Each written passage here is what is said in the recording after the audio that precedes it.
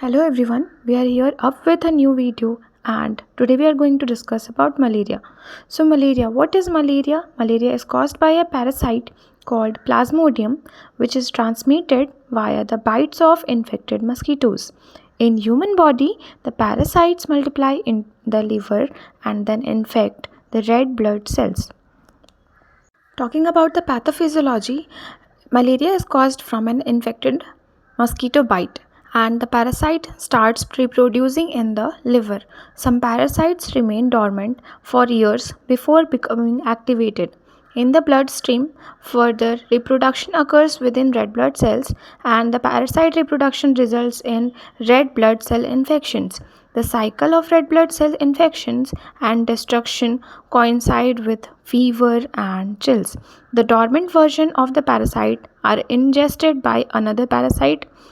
Again, talking about the clinical manifestation, headache, fever, fatigue, pain, chills and sweatings, dry cough, spleen enlargement, nausea and vomiting can be seen in the patient. Differential diagnosis of malaria can be dengue fever, leptospirosis, typhoid fever, scrub typhus, several bacterial sepsis resulting in the complications such as confusion, drowsiness, severe weakness, continuous high-grade fevers, hyperparasitemia, impaired consciousness, hypoglycemia, multiple seizures, respiratory distress, pulmonary edema, jaundice, hyperglobinuria, abnormal bleeding, severe anemia, circulatory collapse, etc. These symptoms may appear within weeks, 2 months, or even years. The four species of malaria parasite are Plasmodium falciparum 9 to 14 days of incubation period, Plasmodium vivax of incubation period 8 to 17 days, Plasmodium ovale incubation period 16 to 18 days, Plasmodium malariae of incubation period 18 to 24 days. Investigations to be done are history collection, physical examination, malarial parasite test, peripheral smear, bone marrow smear, and complete blood count. Again, the events in humans start with the bite of mosquito.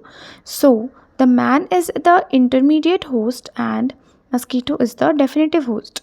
Now, the sporozoites are infective forms present in the salivary gland of female Anopheles mosquito. So, after bite of infected mosquito, sporozoites are introduced into the bloodstream. The malaria has three stages, that is the cold stage, hot stage and the sweating stage. Concluding with the management, early detection and early treatment is the best.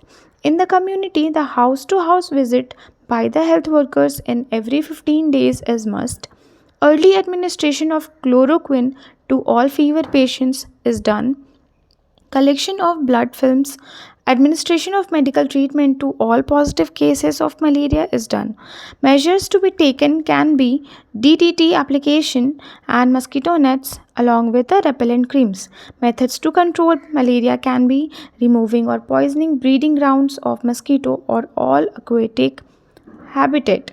The larva stage, for example, by filling or applying oil to the places with standing water, spraying with DDT, early management and disease surveillance can be done along with monitoring and evaluating the drug and insecticide resistance along with monitoring the patients. So here we talk about the malaria, their causes, the treatment, the investigations to be done and the management of malaria. Hope you liked the video, and if you liked the video please do like, share and subscribe the channel. Thank you for listening.